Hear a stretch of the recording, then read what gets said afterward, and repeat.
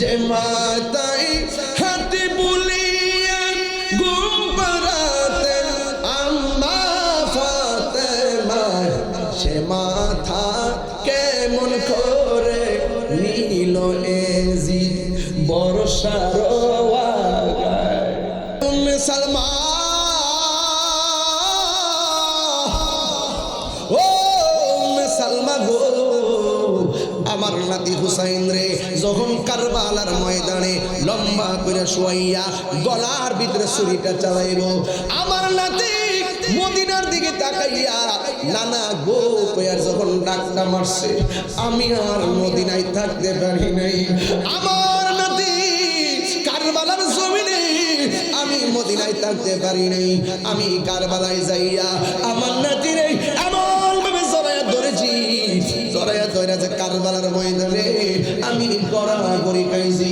ওই কারবালার দুলাবালি আমার শরীরে চুল মুবারকে লেগে আছে। ওই কারবালার জমিনে আমার নবী, আপনার নবী হুসাইনকে জড়াইয়া ধরলেন। এখন আমার প্রশ্ন হলো, আমরা যদি কুরবান করে দেখে হুসাইনের প্রেমে যদি উৎসর্গ হতে পারে, আমার নবী আপনার নবী কি খুশি না বেজার? জবান করে কন্যা খুশি না বেজার? এই জন্য আমার যুবক ভাইয়েরা, এই কারবালার জমিন, ওই যে ইয়াজিদ বাহিনী দামেস্কের বাজারে কল্লা মুবারকের ঘরে ঢুকাইয়া ইয়াজিদ কি করছে জানেননি? মনে করেন একটা পাথর, এই পাথরের উপরে মাথা মুবারকটা রাখছে, রাইকা প্রথম হাতের মধ্যে মদের বোতল নিছে। মদের বোতল নিয়ে ইয়াজিদ ঠিক মতো মদ পান করছে। কইরা কইরা এই কল্লা মুবারকের চতুর্পাশে গুইরা গুইরা গান গাওয়া শুরু করছে। ইয়াজিদ যখন মারছে তো মারছে, যখন আবার নেশা কইরা চতুর্পাশে গুইরা গুইরা গান গায়, তখন আসমান থেকে একটা কলম নামছে। কলম, কোনো মানুষ নাই, ডাইরেক্ট কলমটা লাইমা যে পাথরের মধ্যে কল্লা মুবারকটা রাখছিল, ওই পাথরের মধ্যে কলমটা আইসা লিখতেছে, আতারজু তোমরা কেমন করে আশা করো যে হুসাইনের নানা জান্নাতের মালিক, যেই হুসাইনের আম্মা জান্নাতের রমণীদের সরদারিনী, যেই হাসান হুসাইন জান্নাতের কোটি কোটি যুবকদের সর্দার, এই সর্দারকে পাথরে রাইখা নেশা কইরা গান গাও, তোমরা কেমনে আশা করো হুসাইনের নানা তোমাদের জন্য সুপারিশ করবে? চিৎকার মেরে কি আল্লাহু আকবার বলা যাবে না? নবীর প্রেমিকেরা দিশাহারা মরণের ভয় করে না, প্রেম তো মরে না। নবীর প্রেমিকেরা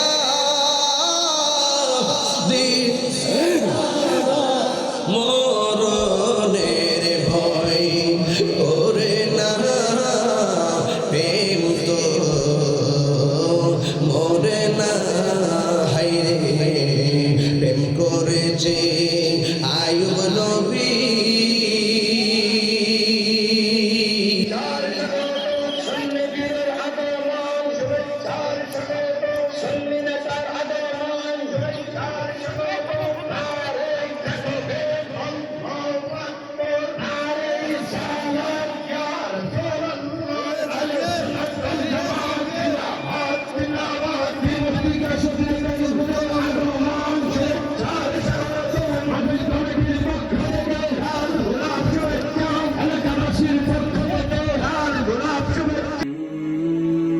জাহাঙ্গীর সুন্নি মিডিয়া, সত্যের সন্ধানে আমাদের পথ চলা।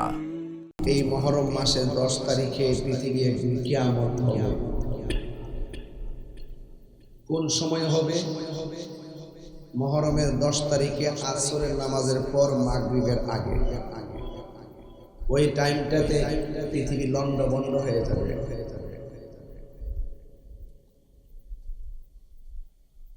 এই জন্য এই মহরমের মাস বিভিন্নভাবে আল্লাহর কাছে অনেক দামি। আর এই মহরমের 10 তারিখে এমন ঘটনা ঘটেছে, কিয়ামত পর্যন্ত এমন ঘটনা ঘটবে এমন কোনো অবতারণা হাদিস শরীফে নাই।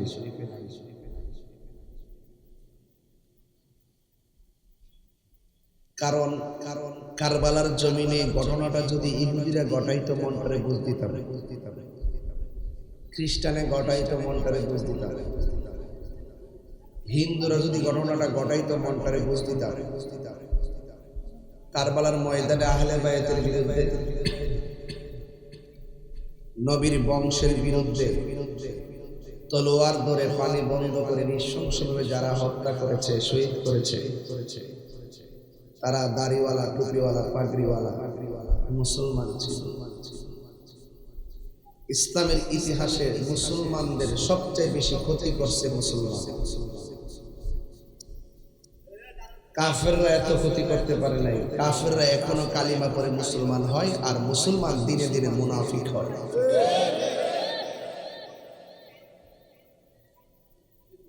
এমন কোনো দিন নাই কালিমা পড়ে মুসলমান হচ্ছে না। আর মুসলমান দিনে দিনে মুনাফিক হচ্ছে, বিজাতীয় কালচারে নিজেদেরকে সাজাচ্ছে, ডলারকে কালার পাল্টাচ্ছে, অর্থের কাছে ঈমান বিক্রি করছে।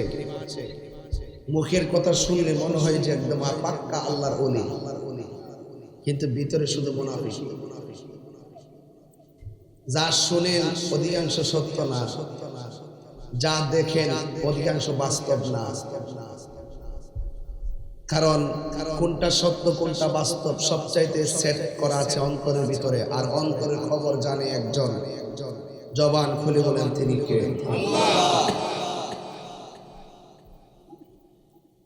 এই যে আমি বলতেছি কথা শুনতে বড় ভালোই লাগে। তাহির হুজুর আসতেছে, আমি অনেক দূর থেকে আসছি, জেল অতিক্রম করে, অনেক গাড়ি ঘোড়া অতিক্রম করে আসছি। বিশ্রাম নেওয়ার সুযোগ নাই। 3 দিনে 7.5 ঘন্টা ঘুমাইছি শুধু মাহফিলের কারণে। দিনে মাহফিল, রাত্রে মাহফিল। অনেক মানুষ বলে যে চলা কিভাবে সম্ভব, আসলে সম্ভব না। মানুষের মহব্বত, মানুষের চাহিদা, মানুষের প্রত্যাশা পূরণ করতে গিয়ে আমি একটি জায়গায় কাজ করি, এটা ধর্মের জায়গায়, আর আমি ধর্মমন্ত্রী এলাকায় আসছি। মন্ত্রী মহোদয়ের এলাকা ঠিক আছে কিনা আমি চিনি না তো, আমি নতুন আইছি আর কি। তুই বোঝাতেছ যে আমি লন্ডন থেকে আইছি। দাদারে না চিনলে কি বেটা বাংলাদেশি না হইব?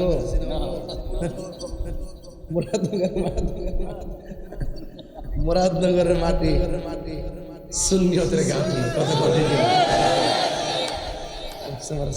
নতুন আর কি। মারহাবা জোরে কোন মিলে। আমি আমার একটা দুঃখের কথা কইতাছি আর কি, কষ্ট যে করতেছে আর কি। এরপরে আনন্দ খুঁজে পাই যখন আপনাদেরকে দেখি। বলেন মারহাবা।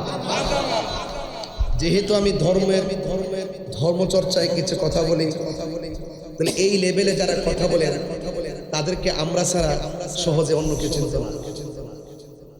যারা রাজনীতি করেন তারাও চিনতেন না। হুজুররা যারা ধর্ম নিয়ে কথা বলে, এটার ভিতরে যে কত ধর্মের 2 নম্বরই আছে, এটা আপনারা রাজনীতিবিদরা চিনতেন না, এটা আমরা ধরতাম পারি। দেখছেন না বেহেশতের টিকিট বেচতে উল্লাই লেছে না, কথা কর ঠিক না বেড়ে। বেহেশত থেকে তাহলে নির্বাচন লাগাইছি, তখন কি তার টিকিটের দরকার নাই? এখন কি তার দরকার নাই? এটা তো সবসময় দরকার। তো এই দিনতে ভাগ হয়ে গেছে, বাড়ি বাড়ি দিবার লাগে, ঘরে ঘরে ওকে হামলা দিয়েছে, মহিলাদের ভিতরে পুরুষের ভিতরে ওকে কিন্না টিনে উতলাইছে। এখন কো বোঝা গেল বেহেশত বিক্রি হয় লিচুর বাগানের মতো, সিজনাল। আমরা এই ইসলাম চাই না, আমরা ওই ইসলাম চাই যা আল হক ওয়া যাহাকাল বাতিল ইন্নাল বাতিলা কানা যাহুকা। সত্য চিরদিনই সত্য, মিথ্যা চিরদিনই মিথ্যা। সত্য কথা দিনেও চলবে, রাত্রেও চলবে। মিথ্যার বিরুদ্ধে অবস্থান দিনেও চলবে, রাত্রে চলবে। এটাই হলো কারবালার জাগরণ। নাকি আটকাইছে? আরে বাপরে বাপরে, করবো না। মানুষ যে কত 2 নম্বর হইতে পারে, দেখতে দেখতে বড় হয়েছি। আপনারা কি মনে করেন আমি নির্বাচনে ফেল করছি না? এই বেড়াই আমরা হুসাইনি মুসলমান। তবে আমি গেলে লাভ হইতো ধর্মের, লাভ হইতো দেশের। আমি সত্যিকার অর্থে দেশকে ধারণ করি, সত্যিকার অর্থে ধর্মকে কারবালার চেতনায় ধারণ করি। আর এছাড়া অধিকাংশ মানুষ আছে যারা মুখে ধর্মের কথা বলে, অন্তরের ভিতরে ধর্মের কোনো ধরনের বাস্তবতা নেই। ডলারকে কালার পাল্টায়। হ্যাঁ, আমি প্রমাণ দিতে পারবো। আমি তাহির হুজুর প্রমাণ দিতে পারবো। আমি যা বলি স্টেট কথা বলি। চান্দু তুমি কোন সোর্সে কথা বলো? এজন্য বলছি ধর্ম নিয়ে যারা কথা বলে এদেরকে আমার চাইতে আমাদের চাইতে অন্য কেউ চিনবে না। দেখলে তো দেখা যায় নামাজ পড়ে, রোজা রাখে, হজ করে, যাকাত দেয়, কপালে দাগও ফালায়, হাঁটুর মধ্যে দাগও ফালায়, গিরার মধ্যে টুম্বা ফালায়, এরপরেও তাদের মুখের মধ্যে ইসলাম আছে, অন্তরের মধ্যে ইসলাম নাই।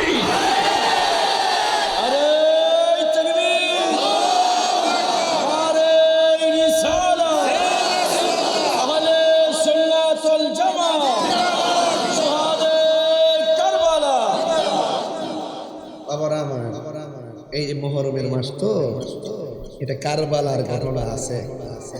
এখানে ঠান্ডা ওয়াজ করা যাইতো না। ইমাম হুসাইনের দলের সংখ্যা ছিল মাত্র ৭২ জন। জোরে কোন কয়জন? আর এজিদ বাহিনীর সংখ্যা ছিল ৮০,০০০। আচ্ছা ৭২ জনকে মারতে কি ৮০,০০০ লাগে? কি রে ৮০,০০০ ব্যবহার করছে? এরা ভালো করে জানে নবীর আওলাদের গায়ের মধ্যে গায়ের জোরের চাইতে বেলায়েতের পাওয়ার বেশি। কথা কি সঠিক কিনা বলেন? এজন্য এই দেশ আউলিয়া কেরামের দেশ, একটা আধ্যাত্মিকতা আছে। এই আধ্যাত্মিকতার মাধ্যমে পৃথিবী নিয়ন্ত্রিত হয়। কথা বলেন ঠিক না ঠিক? এজন্য ওলি আল্লাহরা এই দেশে এসে ইসলাম প্রচার করেছেন। রাইট রাইট, কথা ঠিক আছে কিনা বলেন? আদম সফিউল্লাহ থেকে ঈসা রুহুল্লাহ পর্যন্ত, আমি হাদিসটা না কইলে তো আমার হক আদায় হতো না। আদম সফিউল্লাহ থেকে ঈসা রুহুল্লাহ পর্যন্ত ১,২৪,০০০ পয়গাম্বর।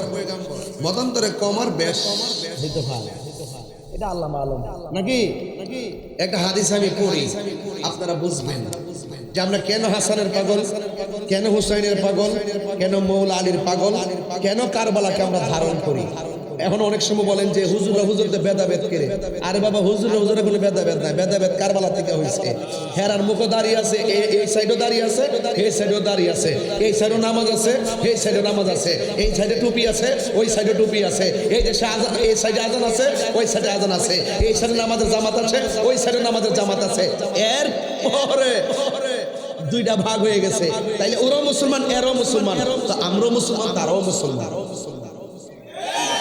আমরা মুসলমান, তারা মুসলমান। আমরা হুসাইনি ধারাতে আসছি আর ওরা এজিদের ধারাতে গেছে।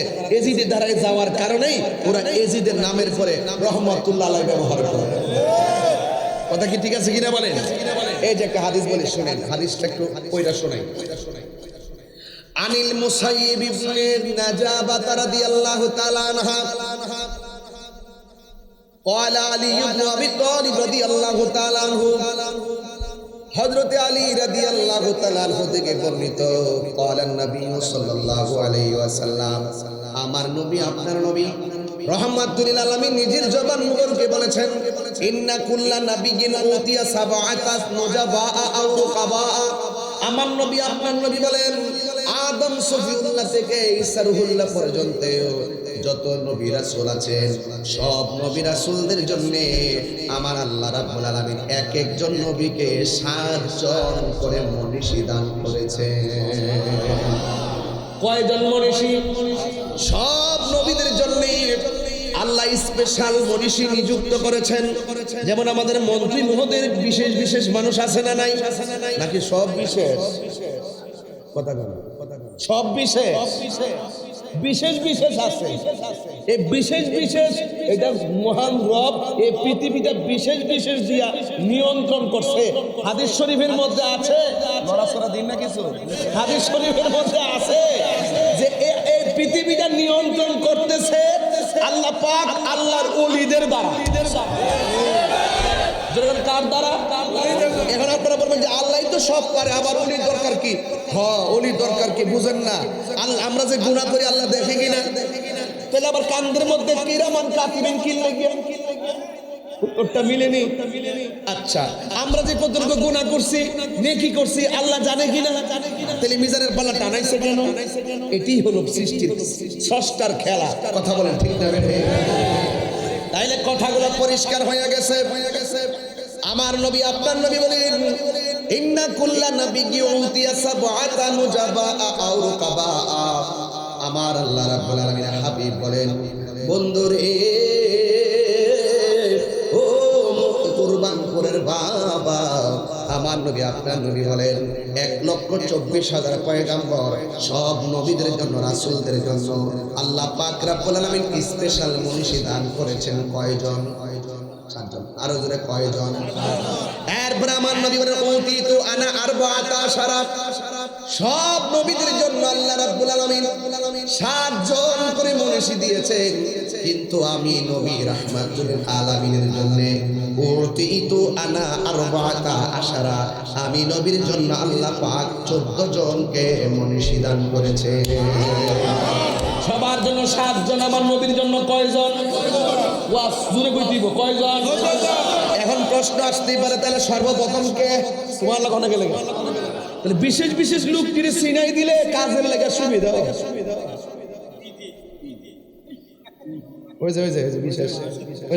বিশেষ মন্ত্রী মোদের বিশেষ না কয়জন আছে না বিশেষ বিশেষ বিশেষ বিশেষ বিশেষ বিশেষ কি চিনতে পারলে দইরা কাজ আদায় করন যাই। ওয়াজ বুঝে না রে আমার ফোলাভান্ডি করি ফোলাভান্ডি আজকে একটা জিকির হইবে ইনশাআল্লাহ, যাদের কপালে লাস্টে বিদায় বেলা জিকির হইবে ইনশাআল্লাহ। তাহলে বিশেষ বিশেষ বিশেষ বিশেষ গরম হইতেছে না? গরম হইতে কষ্ট হইতেছে আপনারা? বিশেষ বিশেষ বলেন মারহাবাগন।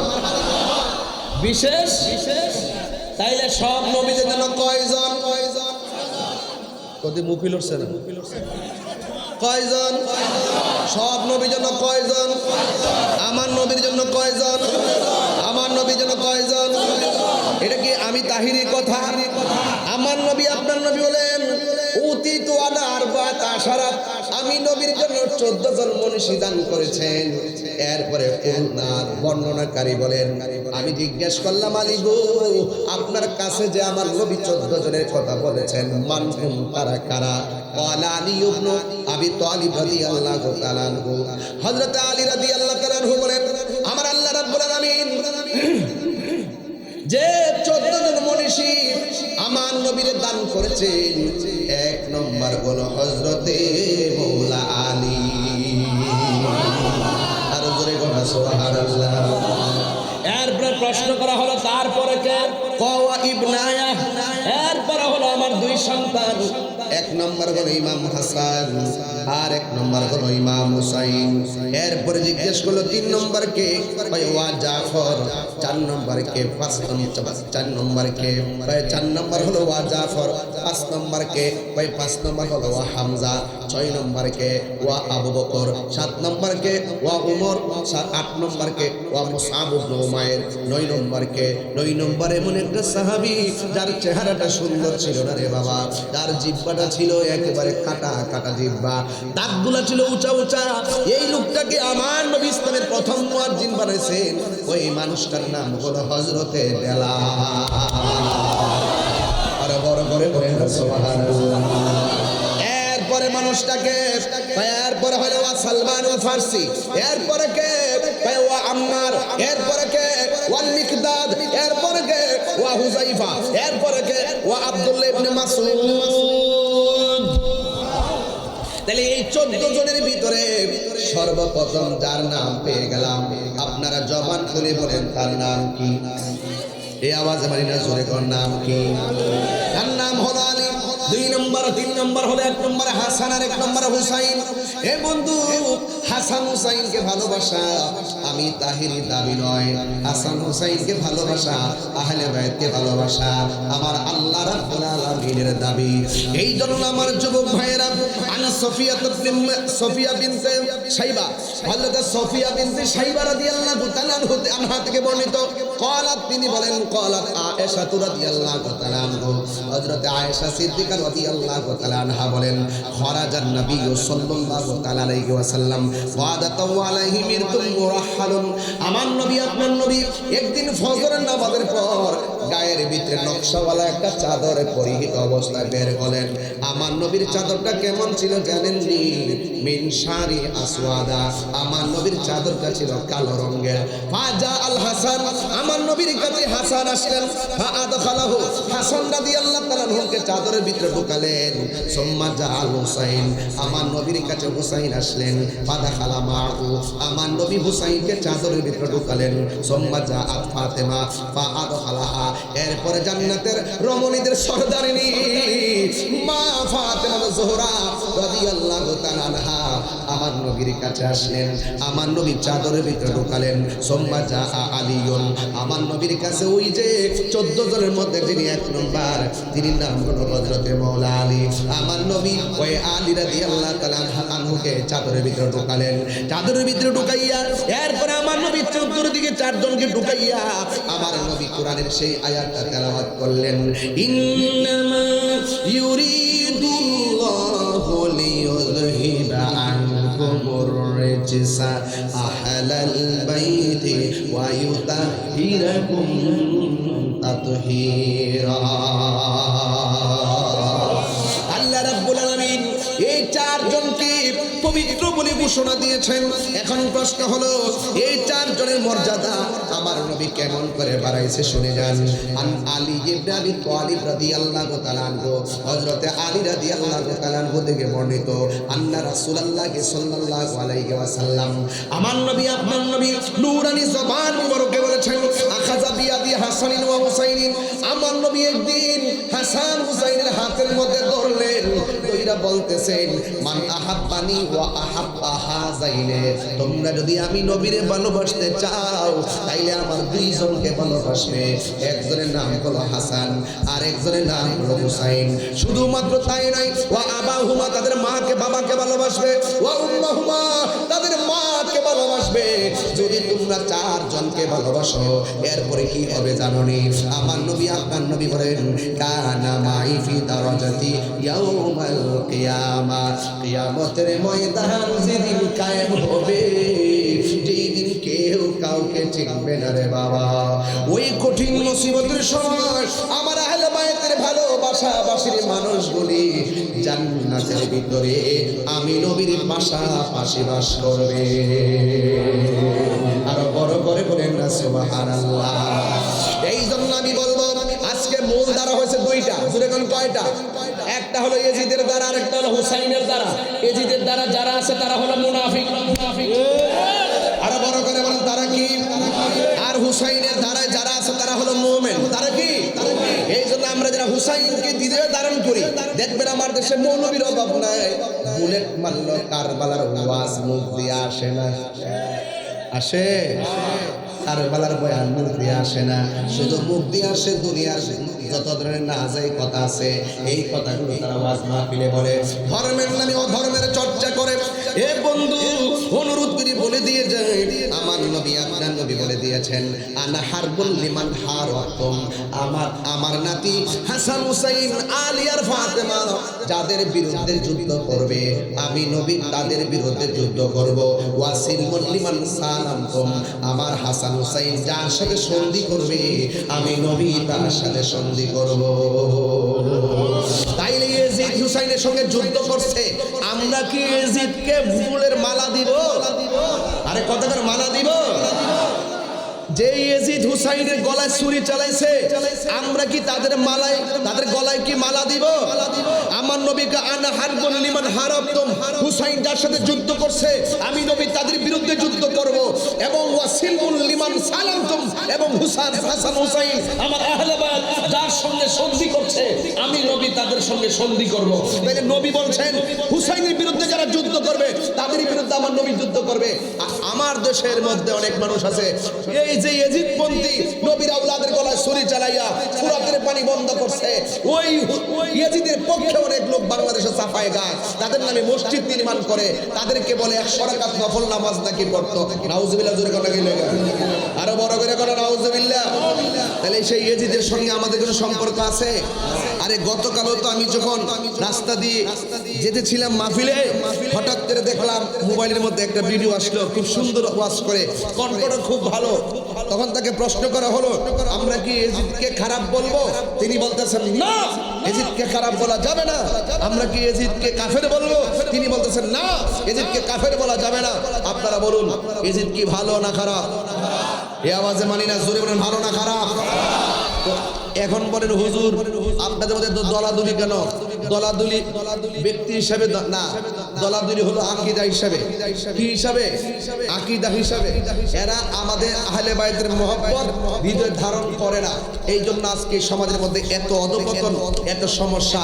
নাইলে ধর্মের নামে যেইভাবে মিসগাইড করা হচ্ছে, মানুষকে যেইভাবে সত্য দিন থেকে দূরে সরায় রাখা হচ্ছে, মানুষকে যেইভাবে বিভ্রান্ত করে মানুষকে যেভাবে দূরে সরিয়ে রাখা হয়েছে, আমার প্রশ্ন হলো এই সমস্ত ব্যক্তিদের কাছ থেকে আমাদেরকে সতর্ক অবলম্বন করতে হবে।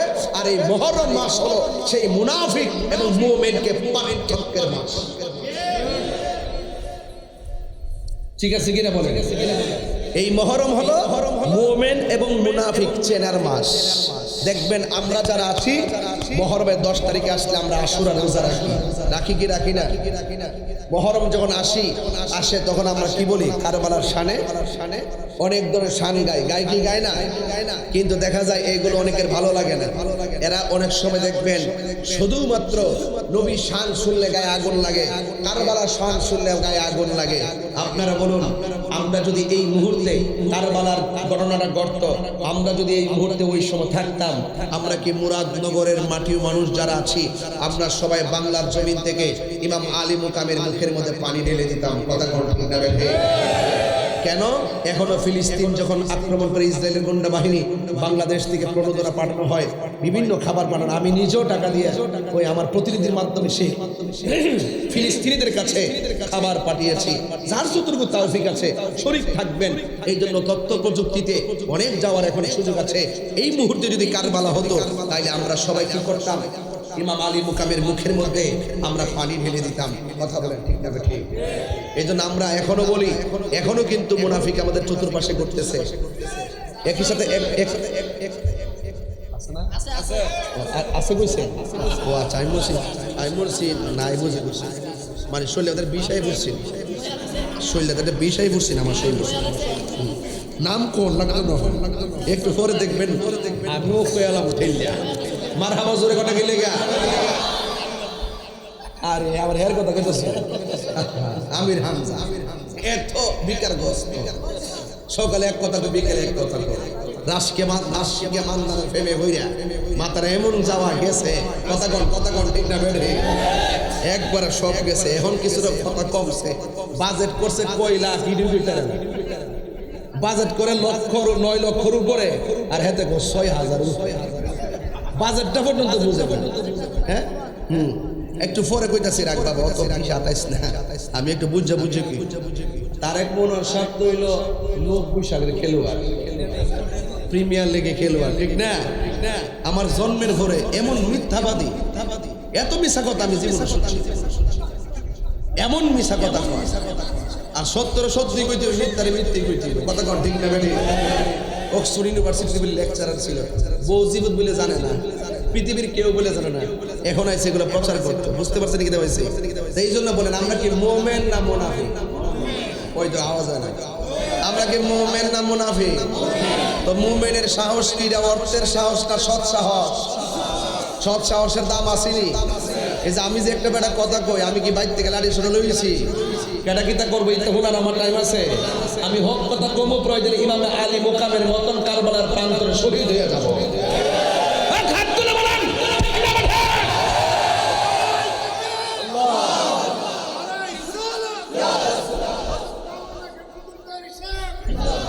আল্লাহু আকবার জোরে বলেন। এই জন্য আমরা মুনাফিক না, মুমিন হয়ে চলেন।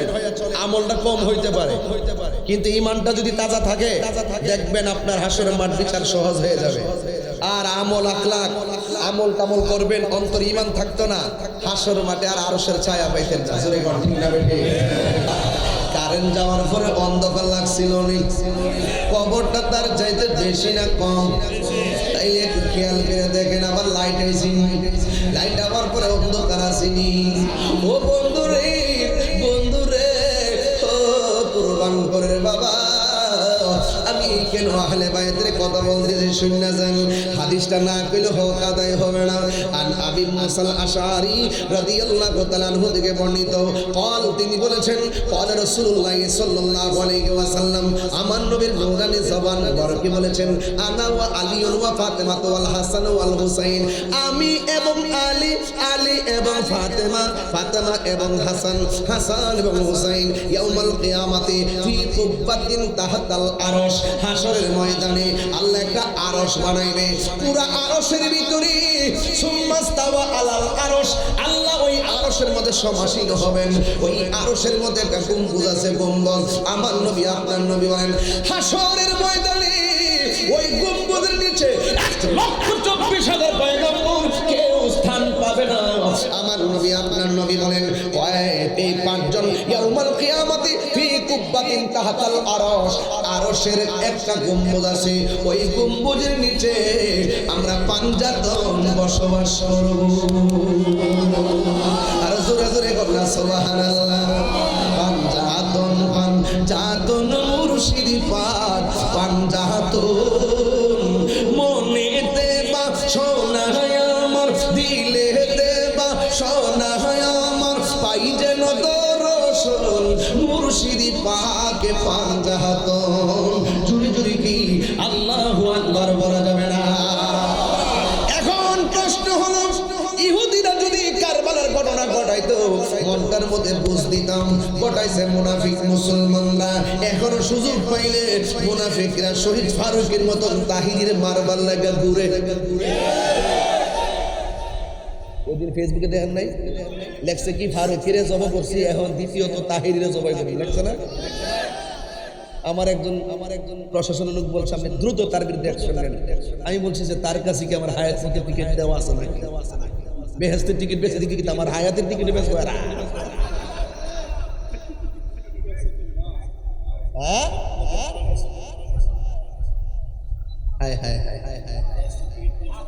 মারা গেছে, মারা গেছে। আল্লাহ বাড়ি বাড়ি মহিলা বাড়াই দিছিল, কিন্তু আমি যে কেমনে খাবার দিছি দুনিয়ার কথা কইয়া। মানুষ তো সহজ সরল, বুঝেন না? বহুদিন পরে এমন নতুন নতুন কথা শুনতেছে। হ্যাঁ, কত যে কষ্ট হইছে আমি বুঝাইছি গুলার। এগুলো শুধু তোমাদেরকে ওয়াশ করতেছে, দেখবা পরে কিন্তু তোমাদেরকে চিনবে না। এখন চিহি না, ঠিকই আছে, ওরা 2 নম্বর 2 নম্বর।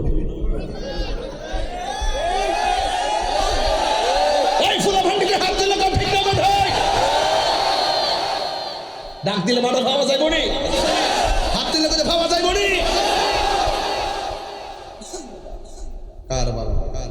মাঝে মাঝে শরীরে সেন্ট উঠতেছে গাড়ি, বনভেরের বেড়া মেজাজটা গরম, দিলটা নরম আর কি। এজন্য খালি পারি না কিছু কইতাম, বুঝছেন না ব্যাপারটা? মারহাবা জোরে কর। ও গতকাল একজন লোক মারা গেছে, আমি কমু তো একটু পরে, আমি আইসি কইবার লাগি আছি। আজকে যে মাছটা পাইছি ভাই সাহেব রাখতে না, ওই যে মাছটা পাইছি এই মাছটা কি ঠান্ডা কথা কোন যাইব? ঠান্ডা চেহারা দেখতে পুরা আল্লাহর ওলি।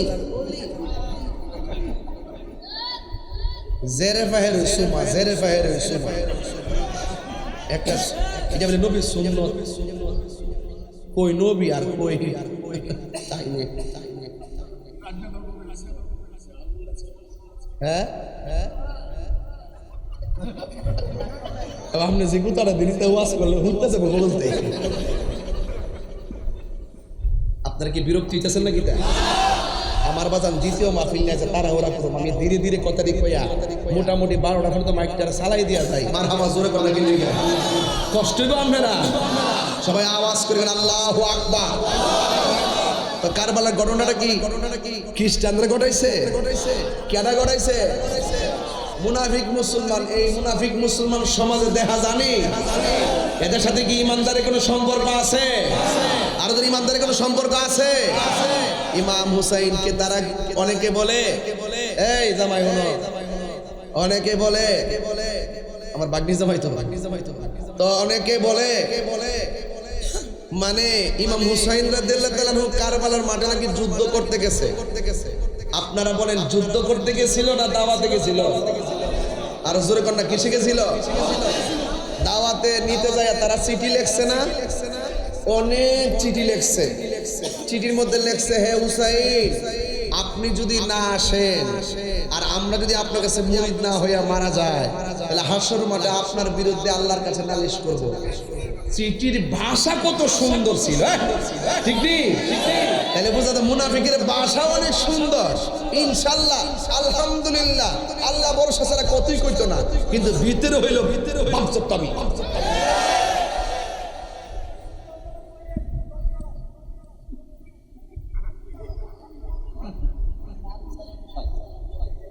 সিটির ভাষা সুন্দর, মুখের ভাষা, ড্রেস বড় সুন্দর, ড্রেস বড় কিন্তু ভিতর ঠিক। আল্লাহ কি চেহারা দিকে তাকা?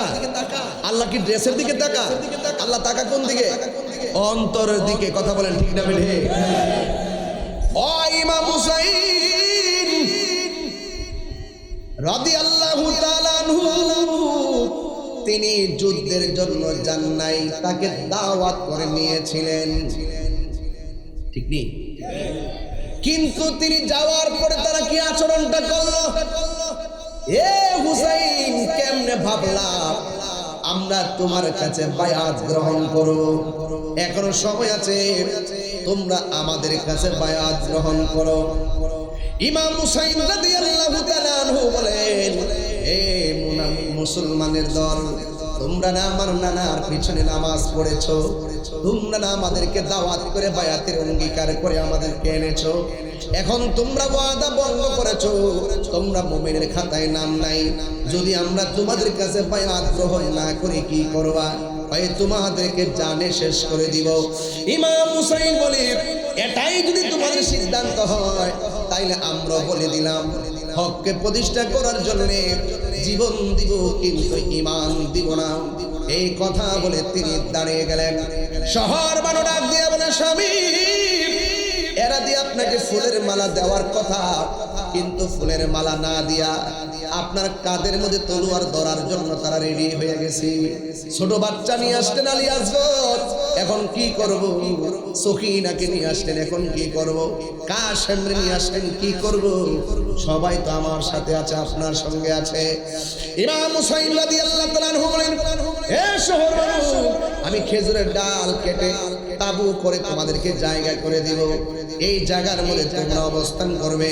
নামাজ পড়া যেমন ফরজ, পর্দা করো তেমন ফরজ।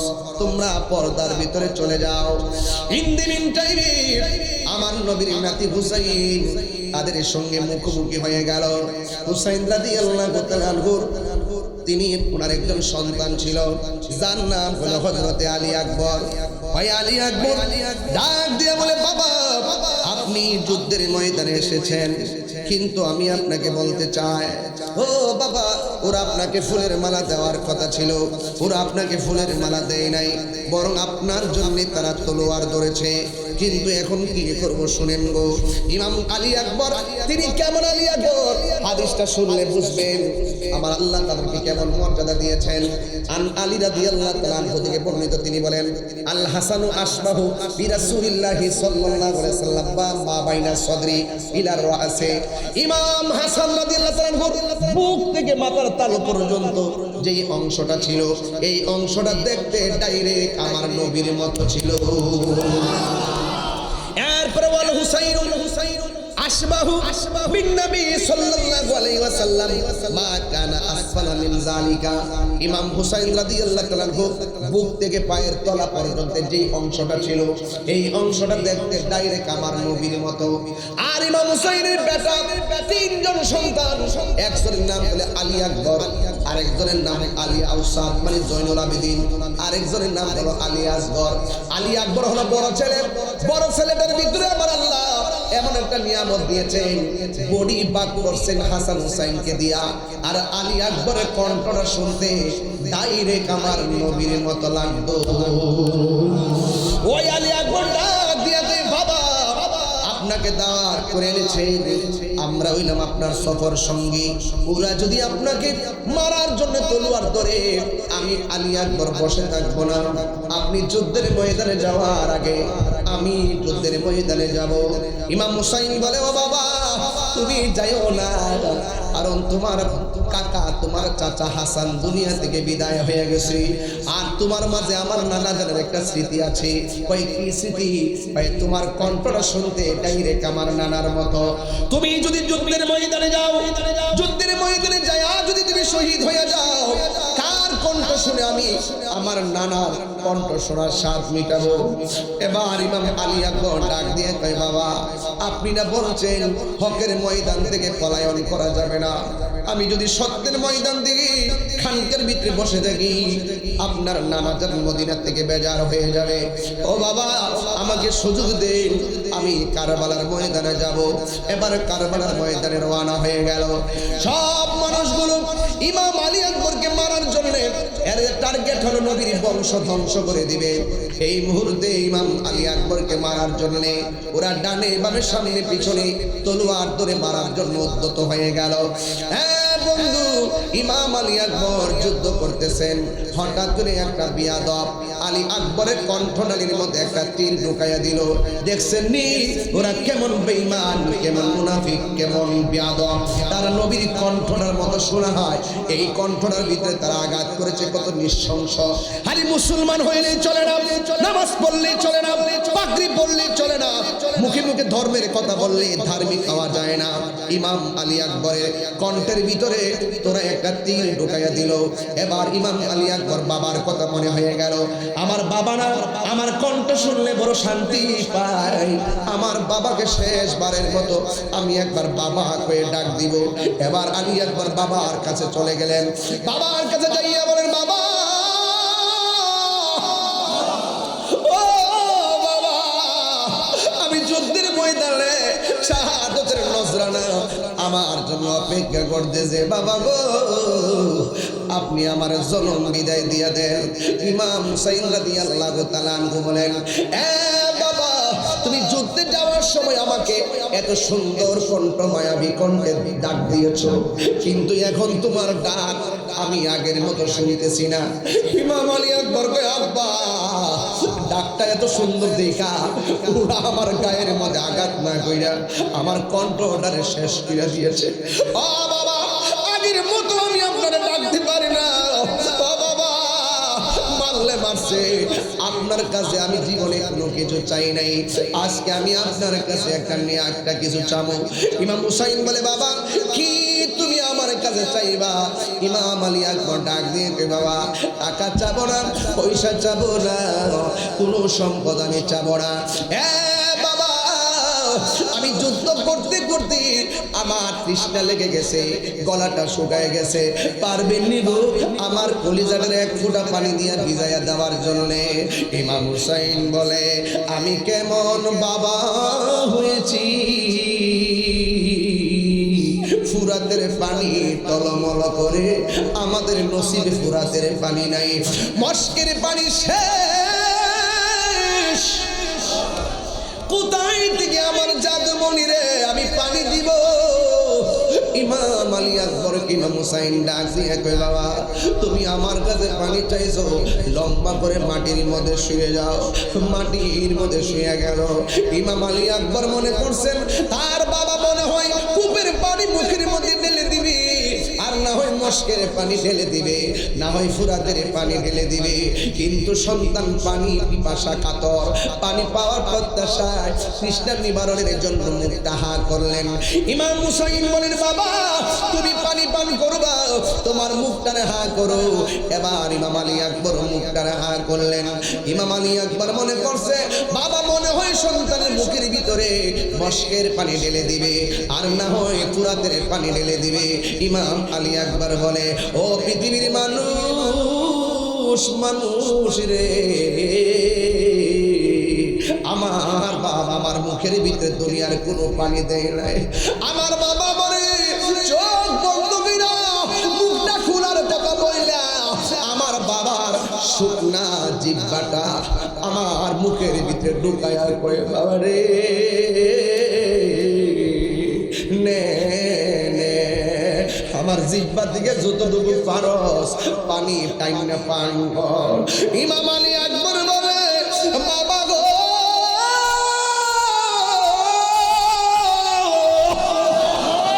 ও বাবা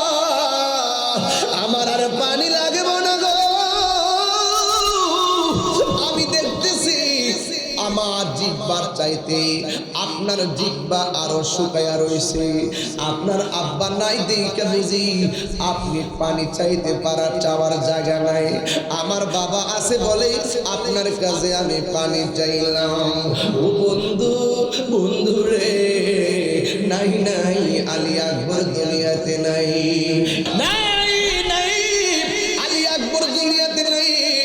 6 মাসের বাচ্চা আলী আসগর দুনিয়াতে নাই, কাশেম দুনিয়াতে নাই, আব্বাস দুনিয়াতে নাই। একটা পাগল দৌড়াইয়া তার মার কাছে হাজির হয়ে গেছে। আম্মা গো, ও মা, ওই কারবালার জমিনে নবীর বংশ সব শেষ হয়ে যাইতেছে। এবার মা দুঃখিনী সন্তানটারে ডাক দিয়ে, ও বাবা তুমি আমার কি লাগো? আমি তোমার মা, তুমি আমার মা লাগো, আমি তোমার সন্তান লাগি। বাবা তুমি সন্তান হইয়া আমারে খবর দিছো নবীর বংশ শেষ করে ফেলাইতেছে, আর আমি মা হইয়া তোমার ঘরের ভিতরে বুকে আগলে ধরে রাখবো, এটা হতে পারে না। বাবা হাতের মধ্যে তলোয়ার লও, তলোয়ারটা হাতে নিলেন। নেওয়ার পরে মা ডাক দিয়ে কয়, হে ফুল, হুসাইন মাঠে যাওয়ার আগে তুই আগে মাঠে যাবি, যাইয়া তুই হুসাইনের পক্ষে যুদ্ধ করবি, আহলে বায়তের পক্ষে যুদ্ধ করবি।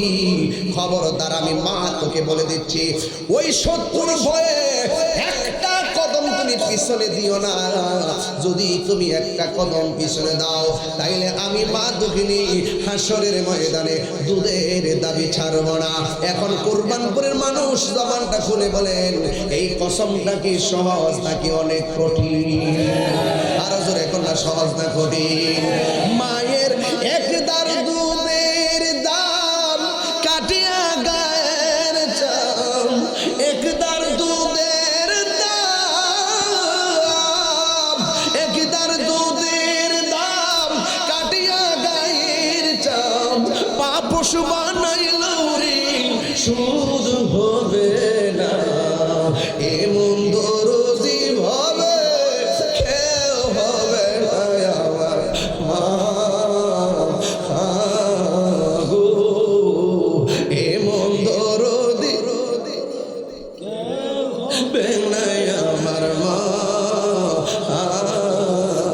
গো, এমন দরদি হবে কেউ হবে না আমার মা গো। মা ডাক দিয়ে বাবারে হাতের মধ্যে তলোয়ার লও, শত্রু যদি তোরা আক্রমণ করি একটা কদম তুই পিছনে দিবি না, একটা কদম যদি পিছনে দেস আমি মা হাসরের ময়দানে দুধের দাবি ছাড়ব না। এই শর্তটা বড় কঠিন শর্ত দিয়া দিল। এই সন্তান যুদ্ধের ময়দানে চলে গেল। আপনারা জবান করে বলেন, এই সন্তানের গায়ের মধ্যে কি গায়ের জোর না বেলায়েতের জোর? এই জোর লইয়া তিনি তলোয়ার নিয়ে ময়দানে হাজির হয়ে গেলেন।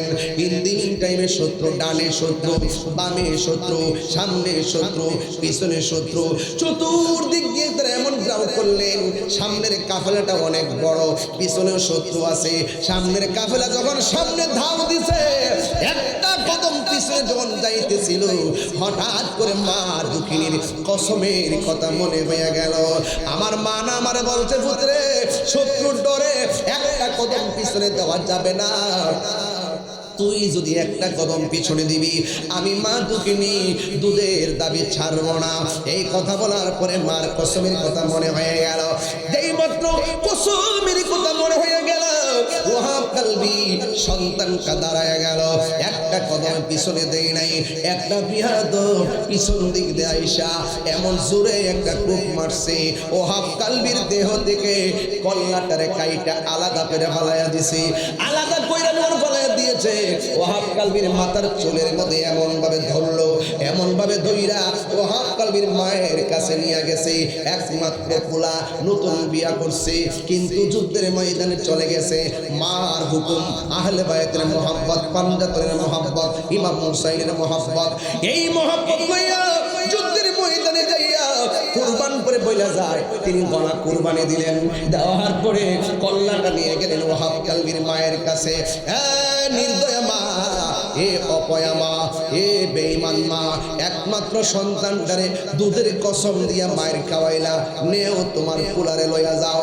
ওয়াহাব কালবির মা, ও মুরাদনগরের বাবা, বাঙ্গোরার বাবা, কুরবান করের বাবা, তোমরা যত দেওরা থেকে যত জায়গা থেকে আপনারা এসেছেন, একটা কথা বলে দিয়ে যায়, এই মুহূর্তে যদি আমার মা শুনে গাছের ডাল মাথায় পড়ে মাথাটা ফেটে গেছে, 3টে সেলাই লাগছে, আমার মা কি হাসবে না কানবে? জোরে কোনা, হাসবে না কানবে? মা তুমি আমার আগে যেও না গো মরে। কুরবানি খাইছো, গোস্ত কার লয়ে খাইছো? কার লগে খাইছো? মার লয়ে খাইছো, মারে লয়ে খাইছো, বাপের লয়ে খাইছো? খবর আছে, কিন্তু এই ইতিহাস কিন্তু বলা যায় না। এক ছেলে সচিব, আরেক ছেলে হলো ইউনিভার্সিটি লেকচারার, আরেক ছেলে কানাডা। এরপর মা মইরা পইরা রইছে, কচ্চা রইছে, ঈদের খবর নাই। এই না ফরমান সন্তান, তোর গোস্ত পেটে দে গেল কেমনে? আরে তোর পেট দিয়া গেল কেমনে? তোর মার নাম ছিল নূরজাহান। নূরজাহান ভুল করে নাই, তার মাথার গাম পায়ে ভালাইয়া তোরে শিক্ষিত বানাইছে, কিন্তু তুই সন্তান সার্টিফিকেট লাভ করছ, কিন্তু তুই মানুষ হতে পারস নাই। কথা বলেন না কেন? মানুষ হতে পারে নাই। এই জন্য বলছি, ওয়াজ শুনলে চলবে না, বাড়িতে গিয়ে মারে কষ্ট দিবেন, তাহিরির কাছে মুরিদ হয়ে আব্বা আব্বা করবেন। আপনার মতন মুরিদ তাহিরি দরকার নাই। এই জন্য আমি প্রায় মাহফিলের মধ্যে বলি, মা গো তোমার মতো লইও আমায় কুলে টানি, আঁচল দিয়ে মোচে নাকি, আঁচল দিয়ে মোচে নাকি আমার চোখের পানি। হাইরে মা জননী আমার, হাইরে মা জন, শুনলে খুশি হবো, বলেন না, হাইরে মা জননী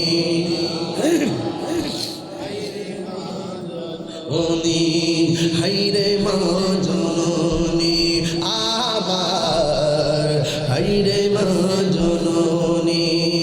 মা সন্তানের জন্য এত পাগল, সন্তান না খাইলে মা খায় না, সন্তানের দুঃখে মা দুঃখী হয়, সন্তানের কষ্টে মা কষ্ট পায়। কিন্তু ওয়াহাব কালবির মা যখন এমন ভাবে কল্লাটারে নিয়ে এসে ওয়াহাব কালবির মায়ের সামনে আসলেন, কাটা কল্লা দেখলে আপনার আমার মা কি হাসবে না কান্দ? কিন্তু ওয়াহাব কালবির মা ওয়াহাব কালবির কল্লাটা দেখা মুচকি মুচকি হাসতেছে, মুচকি মুচকি হাসতেছে। হ্যাঁ বন্ধু, ওই নাফরমানরা বলে, হ্যাঁ ওয়াহাব কালবির মা দুধের কসম দিয়া একমাত্র পোলাটারে মায়ের খাওয়াইলা, কল্লা কাইটা কল্লাটা তোমার কাছে আনলাম, কাটা কল্লা দেইকা তুমি হাসো কেন? ওয়াহাব কালবির মা কেমন হালে বায়েতের পাগল। ওয়াহাব কালবির মা বলে, হ্যাঁ নাফরমানের দল, তোমরা বলতেছো আমার সন্তানের কাটা কল্লা দেইকা আমি হাসি কেন? আমি হাসি কেন জানো নি? একটু আগে আমি ছিলাম ওয়াহাব কালবির মা, আমার সন্তান দিনের জন্য, হকের জন্য, আহলে বায়াতের পক্ষে জীবন দেওয়ার কারণে আমি এতক্ষণ উঠলাম হইলে হাসরের ময়দানে সাধারণ মা হইয়া, আমি এখন হাসরের ময়দানে উঠব শহীদের মা হইয়া। হাত দিলে কোন আল্লাহু আকবার। ওয়াহাব কালবির মা দিয়া বলে, আমি ছিলাম সাধারণ ওয়াহাব কালবির মা, এখন আমি শহীদের মা, আমার মতো সৌভাগ্যবতী আর কে আছে? এই জন্য আমি হাসতেছি। ওয়াহাব কালবির মা ডাক দিয়া বলে, হে নাফরমান, আমি শাহ শহীদের মা হয়েছি, এর চাইতে সৌভাগ্যবতী আর কিছুই হতে পারে না। হিন্দি মিন টাইমে ওই বিয়াদবরা বলে, নাও নাও তোমার সন্তান তোমারে দিয়ে গেলাম, এই সন্তানটারে কবর দাও, স্মৃতি শোধ বানাইয়া স্মৃতি কইরা রাখো। ওয়াহাব কালবির মা সন্তানের কল্লাটারে হাতের মধ্যে লইয়া এমন ভাবে ডিল মাইরা মাটিতে ফেলাইয়া দিল। ওই মুনাফিক মুসলমানরা ডাক দিয়া বলে, হে ওয়াহাব কালবির মা, তোমার সন্তানের কল্লাটা তুমি মায়া করে কবর দিবা, না দিয়া কেন তুমি দিল মেরা ফালাইয়া দিলা। ওয়াহাব কালবির মা ডাক দিয়া কয়, আমার সন্তানটারে আমি আল্লাহ রাস্তায় দান করে দিছি, দান করা জিনিস ফেরত নেওয়া জায়েজ নাই। আর জোরে জোরে বলুন আল্লাহু আকবার। নাই নাই, ওহাব কালবিও দুনিয়াতে নাই। ইমাম হুসাইন ডাক দিয়া কয়, জয়নব হে সখিনা, আমি কারবালার ময়দানে যাইতেছি। কারবালার ময়দানে চলে গেল। বিহাদ্দব যিনি হুসাইনে জবাই করবে, জবাই করার সময় গলার মধ্যে ছুরিটা চালাবে, বুকের মধ্যে যখন বসলো, ইমাম হুসাইন ডাক দিয়ে কয়, হে মুসল্লিরা, তোরা না আমার নানার পিছনে নামাজ পড়ছ, কেমনে আমার গলার মধ্যে ছুরি চালাবি? যদি ছুরি চালাবি আমার 2 রাকাত নামাজ পড়ার সময় দে। হে কুরবান করের বাবা, পায়ের মধ্যে ধইরা যায়, বইলা যায়, 5 ওয়াক্ত নামাজ পড়বা। আজান হইছে, তোমরা ব্রাজিল, আর্জেন্টিনা বিভিন্ন ধরনের দেশের খেলা দেখার জন্য সারা রাত সজাগ থাকো, কিন্তু ফজরের নামাজ তোমাকে মায়ায় ফালাইতে পারে নাই। একটা কথা মনে রাখবা, ফজরের নামাজ যারা পড়ে তাদের চেহারার ভিতরে নূর নূর বাপ চলে আসে, কারণ সকালবেলা আল্লাহর নূরের হাওয়া গ্রামে গঞ্জে ঘুরে। ইমাম হুসাইন কয়, আমারে তোরা মারবি, আমার একটু সময় দে, আমি 2 রাকাত নামাজ পড়ব। ইমাম হুসাইন 2 রাকাত নামাজ পড়লেন। তখন গায়ের ভিতরে বল্লমের আঘাত, গায়ের ভিতরে তীরের আঘাত। 99 জ্বর হইলে নামাজ পড়ে না, কিন্তু এতগুলো আঘাত নিয়ে হুসাইন 5 ওই ময়দানে নামাজ পড়ছেন। এই জন্য আজকে থেকে ওয়াদা করেন, কারবালা শুধুমাত্র ঘটনা নয়, কারবালা হলো একটা আধ্যাত্মিক চেতনার নাম। জোরে কোন ঠিক কিনা? এই কারবালা হুসাইন রাদিয়াল্লাহু তাআলা 2 রাকাত নামাজ আদায় করলেন। এবার ইমাম হুসাইনকে তারা ডাক দিয়া কয়, হুসাইন, এতদিন তুমি নামাজ পড়ছো অনেক লম্বা কইরা, আজকে নামাজটা কেন তুমি শর্ট কইরা পড়লা? ইমাম হুসাইন রাদিয়াল্লাহু তাআলা বলেন, আজকের নামাজটা যদি আমি লম্বা করি তাইলে তোরা বলবি আমি মরণের ডরে নামাজটা লম্বা করছি। কথা কোন ঠিক না? কারণ নবীর প্রেমিকরা মরণের ভয় করে না। এই জন্য আমার সঙ্গে সবাই বলতে হবে, গজলটা কইবেননি? রাজি আছেননি? নবীর প্রেমিকেরা দিশাহারা মরণের ভয় করে না, প্রেম তো মরে না। সবাই বলা লাগবে, নবীর প্রেমিকেরা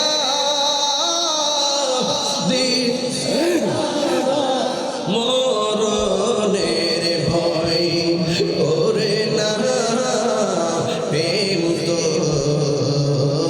মরে না। হায়রে প্রেম করেছে আয়ুব নবী, তার প্রেমে রহিমা বিবি গো।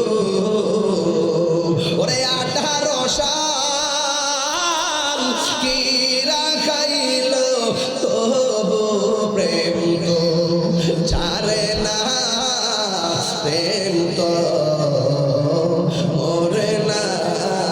সবাই বলেন, নবীর প্রেমিক দেশ ওরে না, প্রেম তো ওরে না। এখন কথাটা কেমনে কইতাম, বুকে ধরতাছে না। এখন কথাটা কেমনে কমো, কলিজা মানে না রে। কেমনে হুসাইনের বুকের মধ্যে তোরা বসলি? হুসাইন রাদিয়াল্লাহু তাআলা আনহু বলেন, তোরা যে আমার বুকের মধ্যে বসলি, একবার কি ভাবলি না আমার বুকটা 1000 বার আমার নানা জানের সিনা মুবারকের সঙ্গে লেগেছে? চিৎকার মেরে কন্যা আল্লাহু আকবার।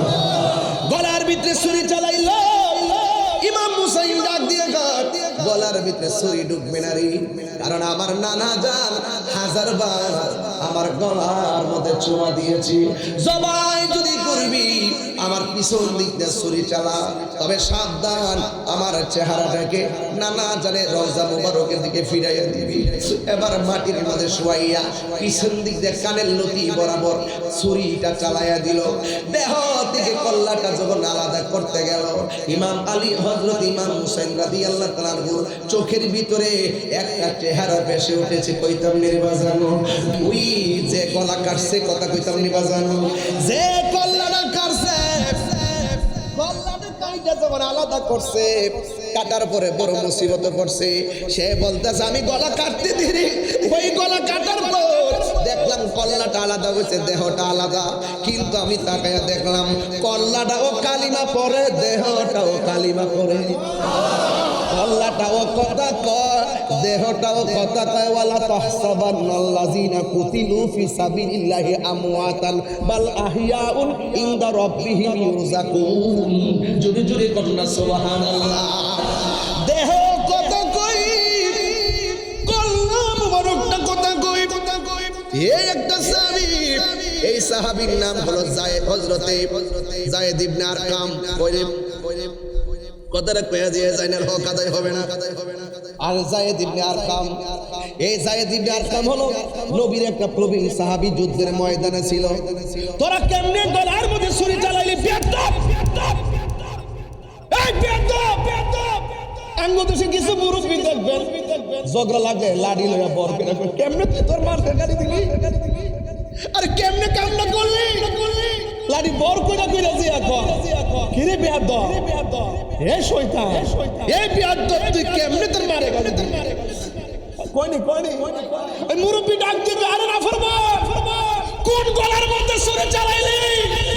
এই গলার মধ্যে আমার নবী হাজার বার চুমা দিছে। আর কোন মুখ দিয়ে বিস্ফোরণ করাইলি? ওই মুখের মধ্যে আমার নবী অসংখ্য বার চুমা দিছে। এর নাম হলো যায়েদ ইবনে আরকাম। দেখেন কারবালার ঘটনা। ওই যায়েদ ইবনে আরকাম বলে, আল্লাহর কসম আমি দেখেছি কল্লাডারে কাইটা তারা বর্ষার ভিতরে ঢুকাইছে। নাউজুবিল্লাহ। কেমনে ওয়াজটা করতাম মনে ধরে না। আরে জান্নাতের যুবকদের সর্দার হলো ইমাম হাসান হুসাইন। ওই হাসান হুসাইন রে মুসলমান মাইরা জুলাই লাইছে। আপনি কি বুঝেন? হিসাবটা মিলাই দেখেন। পৃথিবীর ইতিহাসে সব চাইতে বেশি ক্ষতি হয়েছে নিজেরা নিজেদের ক্ষতি করছে, নিজেরা নিজের বাদ বিচার নাই। দেখবেন কল্লা মুবারকদের ভিতরে বর্ষাটা ঢুকাইয়া দামেস্কের বাজারের দিকে রওনা দিছে। ওই দিক দিয়া যায়েদ ইবনে আরকাম বলতেছে, হে কই যাস? কই দামেস্কের বাজারে।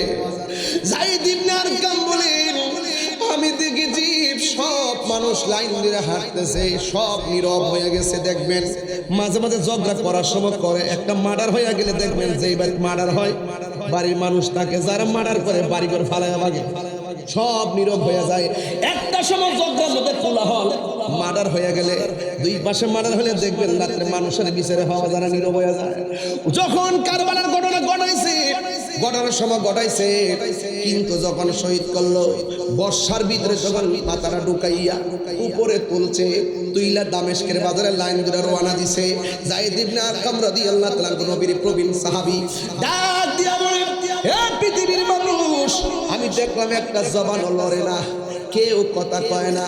হঠাৎ করে দেখলাম কোরআন তেলাওয়াতের আওয়াজ শোনা যায়। আমি সবার মুখের দিকে তাকাইলাম, কাহারও মুখ লড়ে না। উপরে তাকাইলাম, কাহারও মুখ লড়ে না। হঠাৎ করে তাকাইয়া দেখি আওয়াজ তো কোথায় থেকে আসে না। হুসাইনের কাটা কল্লার ঠুর নড়াচড়া কইরা কইরা সূরা কাহফের সূরা তেলাওয়াত করতেছে, সূরা কাহফের আয়াত তেলাওয়াত করতেছে। কাটা কল্লা তেলাওয়াত করে কেমনে ওয়াজটা বুঝাইতাম জানি না। কেমন করে ছিলেন নবী সোনার মদিনা, জানি না। কেমন করে ছিলেন নবী সোনার মদিনা, যে সময় এজিদের দল হুসাইনের গলে তলোয়ার চালায়, যে সময় এজিদের দল হুসাইনের গলে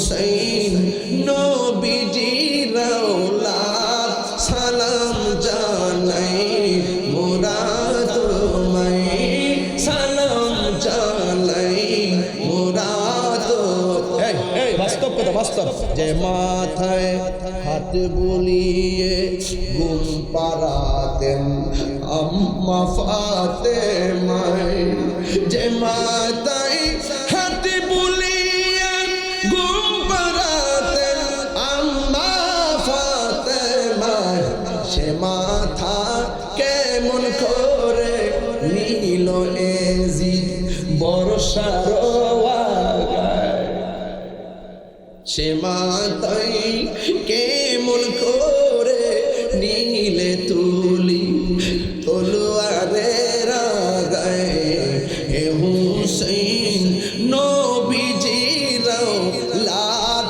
সালাম জানাই মোরা তোমায় সালাম জানাই মোরা তোমায় জুরি জুরি কি আল্লাহু আকবার বলা যাবে না হাদিস আছে আসেনি রে বাবা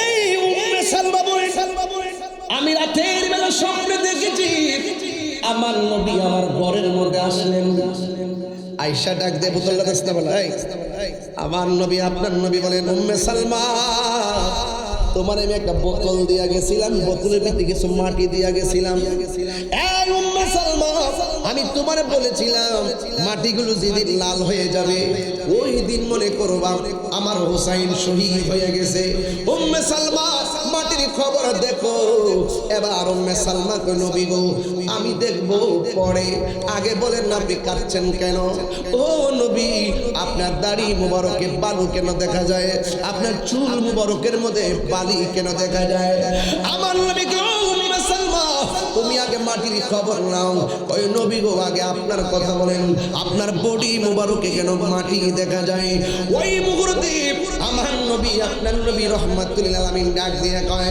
এই উম্মে সালমা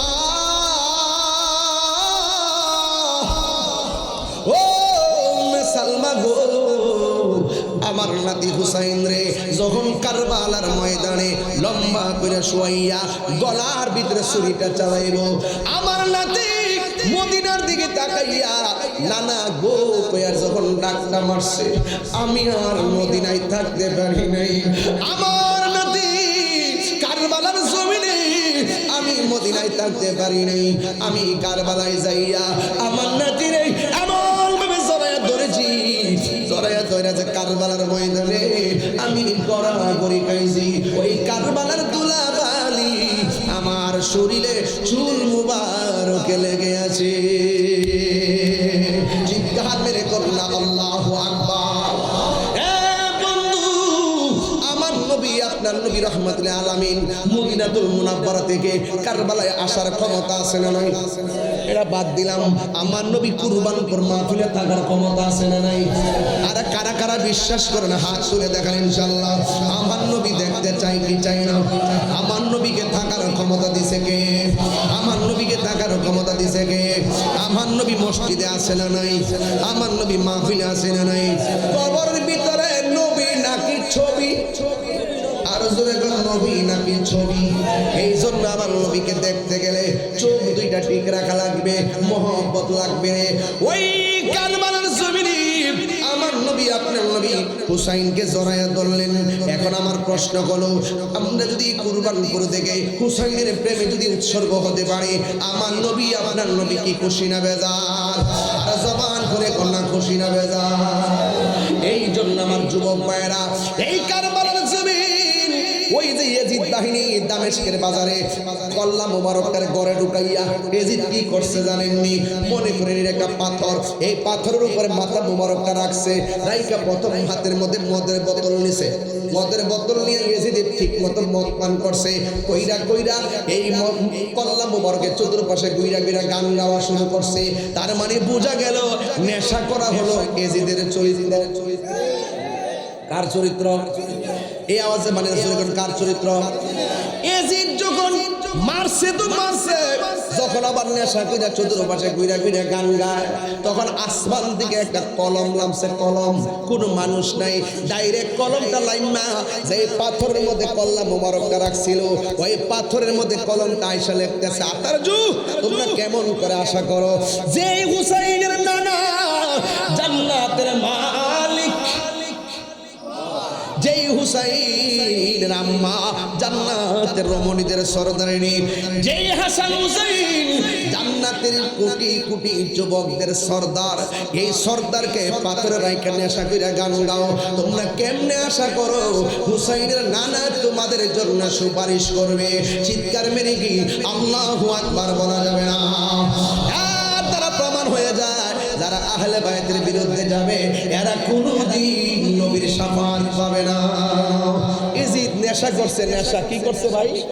নেশা করছে। প্লিজ কারবালার মাঠ থেকে দুইটা ওয়াদা, এক 5 ওয়াক্ত নামাজ পড়বেন, 2 নম্বর হলো নেশা করবেন না। নেশা করা হলো ইজিদের চরিত্র। ভাই কি কন? নেশা করা হলো ইজিদের চরিত্র। আপনারা আওয়াজ করে বলুন, নেশা কি চলবে না, বন্ধ হবে? ইদানিং দেখতেছি অনেক গ্রামে গ্রামে নেশা করে দৈরা দৈরা সাম্পা লাগাইতেছে। এটা দরকার আছে। এবং মাদকের কথাই বলতেছিলাম ভাই, মাদকের বিরুদ্ধে বলছিলাম। অনেক জায়গায় দেখছি, এতদিন দেখছি সেনাবাহিনী দৈরা দৈরা গান গা নাচ দে। এখন দেখছি পুলিশও দৈরা চাম্পা লাগাই নাচ দে। এগুলো উচিত। গ্রামের মধ্যে যে গাঞ্জা খাইব, যে বাবা খাইব, দৈরা ফিরাইবেন, দৈরা গাছও বানবেন, বাইন্দা জুতাটা ফিরাইবেন, একবারে মাইরেন না, ঠিক আছে? একবার বাইরে লাইন না, মানে জোতাতে বাইরেবেন। এরপরে গার্জেন যদি আয়া কো আমার হুতরে মারছো কি লেগা, গার্জেনরে কইবেন তোমার হুতে মদ খা, তোমার হুতে গাঞ্জা খা, তোমার হুতে মাদক খা, তোমার হুতে লেগে আমরা জীবন নষ্ট হইব, এটা হইতে পারে না। পুত্র যদি আপনি ভালোবাসো তাহলে নদীর ভালো ইচ্ছা মতো গাঞ্জা খাও। গাঞ্জার কারণে সমাজ ধ্বংস, মাদকের কারণে সমাজ ধ্বংস। এই মাদকের কারণে 5,000 টাকা ধরাই দেয়, মানুষ পর্যন্ত খুন করে ফেলায়। এই মাদকের টাকার কারণে সন্তান মার গায়ে পর্যন্ত আঘাত করে। কথাকে সঠিক বলতেছি আমি? এবার বলেন, মাদক, ইয়াবা, ফেন্সি, ড্যান্ডি, নেশা, এটা কি হুসাইনের চরিত্র নাকি ইয়াজিদের চরিত্র? তাহলে কারবালার ভিতরে নেশার কথা আছে না নাই? খবরদার, আজকে থেকে ওয়াদা করতে হবে, বাবা ট্যাবলেট কি চলবো? ওই দেখে ঠুট লড়ে না, কস্তা বাবা কস্তা চলবো, জোরে কোন চলবো? বলেন বন্ধ। ওই দেখ আরে বেটা বন্ধ কস না। ওই দেখো লাইনও জায়গা, একটা জালার মধ্যে ফিরেছে গেছে, মিস কল দিতেছে। বন্ধ, ওই বন্ধ। আজকে মাইকটা বালা করছে, ঠিক না? সিলাইতেছি ইচ্ছা মতে, পুরা অমন করে লিতেছি। এমন সিলাই ওয়াজ করি না, আজকে করতেছি। কারণ খারাপ লাগছে আপনার কাছে? আমি অল্প সময়ে দলিল ভিত্তিক কিছু মুহরমের কথাগুলো বলে দিয়ে গেছি। হককে প্রতিষ্ঠা করতে যায় হুসাইন জীবন দিছে। হ্যাঁ, ঠিক না বেটি? এখন আপনি আওয়াজ করে কোন, নেশা কি চলবো না বন্ধ হইব? ফুট লড়ে না তো মাইরেছ, মাইরেইছা ফহড়লে মাইরা আবার পাল চকলেট মুখ দিয়েছ না, সুইংগাম মুখে দিছ নাকি? সবই কিন্তু আমরা বুঝি। বলেন বন্ধ, বাবা বাবা বলে বন্ধ কোন? বন্ধ বাবা, বন্ধ বাবা, ইয়াবা, ফেন্সি, গাঞ্জা, সুদ। আমাদের দেশের মৌলবীরা তো গত 5 মাসের এটা কোথায় মাশাআল্লাহ সোনাগান্ধার কৃষ্ণমন্দিরের সদারতে মাদক বিরোধী সমাবেশ হবে 27শে জুন। এই সবাই যাইবে, কোথায় বেড়া? সোনাগান্ধা দরবার শরীফে ইনশাআল্লাহ। মাদককে না বলুন, সুস্থ সুন্দর সমাজ গঠনে এগিয়ে আসুন ইনশাআল্লাহ। আসুন আমরা ঐক্যবদ্ধ হই, মাদক মুক্ত সমাজ গড়ি, ঠিক না বেঠি? সবাই যাইবেন ইনশাআল্লাহ। রাজি আছেন তো সবাই ইনশাআল্লাহ? এবার বলেন সুদ বন্ধ, সুদ বন্ধ। দেশে ওই 5ই আগস্টের পরে এই 2.5 বছরের ভিতরে কোনো মৌলবী সুদের ওয়াজ করে না, ডরে ডরে। সুদখোর, সুদখোর।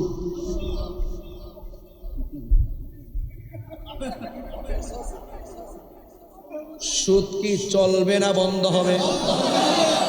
আরো বড় করে বলেন। আমি ইউনূস সাহেবের বিরুদ্ধে জিনা কি ডরাস নাকি? কিরে বিরোধী কইতাম নি ওনার আমলে আমাদের 97টা মাজার ভাঙছে, আমার মৌলানা রইসুদ্দিনকে হত্যা করছে প্রকাশ্যে, একটা বিচার হয়েছিল। মব ভায়োলেন্সের প্রতিষ্ঠাতা ইউনূস সাহেব, খেয়াল রাখবেন যেন যাইতো না হয়। নিজের টাকা টুকা সবজিরে জায়েজ কইরা সাধু সাহায্য কইছে, সাধু সাহায্য পাইরিব। দেশপ্রেমিকরা হলো জিন্দা আছে, দেশপ্রেমিকরা জিন্দা আছে। কিছু কিছু লোক লাগাই রেখেছে মিশে মিশে, দুদিন পরে পরে হুমকি দেওয়া, ফুলা ফান্ডের ব্রেইনটা ওয়াশ করছে, ঠিক নি?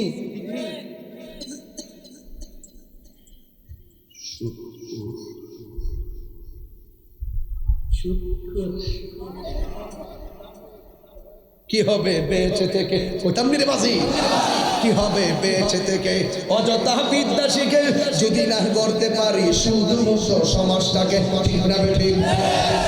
কি হবে আলেম হয়ে ইমাম সেজে সমাজ যদি না হক কথা উচ্চ সুরে না বলিতে, চাকরি বই করো যদি ছেড়ে দাও ওই না গদি, কি হবে ধোঁকা দিয়ে আল্লাহকে, কি হবে বেঁচে থেকে অযথা বিদ্যা শিখে যদি না করতে পারি মাদক মুক্ত সমাজটাকে।